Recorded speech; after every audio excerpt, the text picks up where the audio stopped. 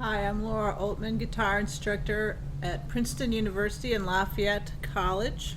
And I'm Michael Newman, guitar and chamber music faculty at Mannes School of Music and the College of New Jersey.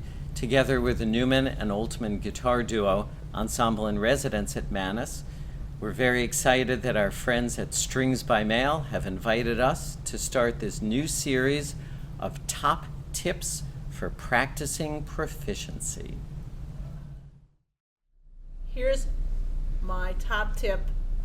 Don't stop when you're trying to perform a piece. So I'm going to play a piece for you that's an etude from Aaron Shearer, Classical Guitar Technique, Volume 1, that a lot of people might have played in their day, and I'm going to just play it so you can hear what it is.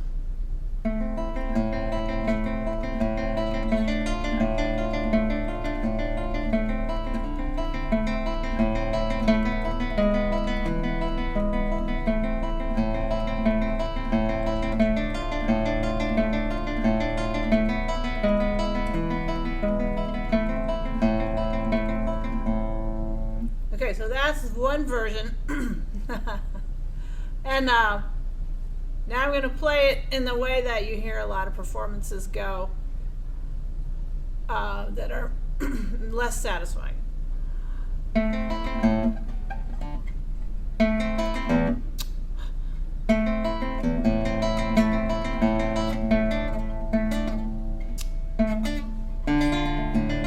Okay, so when I stop all the time, you can't tell what's going on.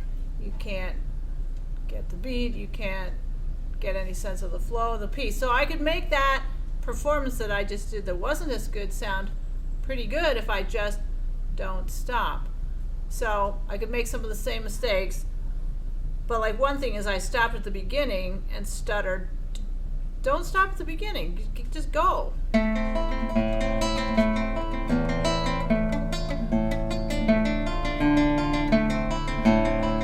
So I made about 1,000 mistakes there, but you could still get the rhythm of the piece, and you would still get the same number of beats per measure, the same number of notes per measure. That probably sounds better than actually stopping and correcting. So when you practice to perform something, one thing you should do is maybe play it at the speed where you can play it from the beginning to the end without stopping and correcting anything, or I like to say without playing any notes twice. So if I, for example, do that kind of thing, I've played something twice. I've taken too much time in the measure. It would have sounded better if I just did that, because I keep the same amount of time in each measure and the same number of notes. Here's an example of what happens if you stop to correct your mistakes when you're playing in an ensemble.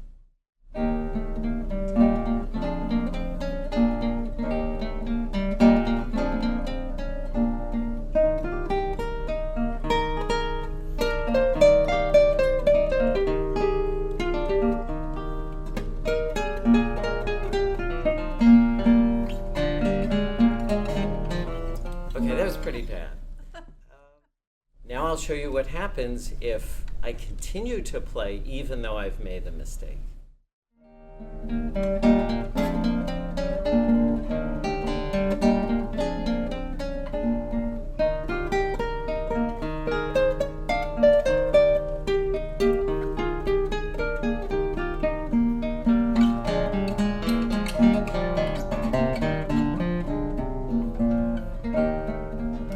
So it was not very pretty, but it certainly didn't fall apart and have a horrible train wreck. So again, to reiterate Laura's point, we can always hide some of our mistakes as long as we keep going.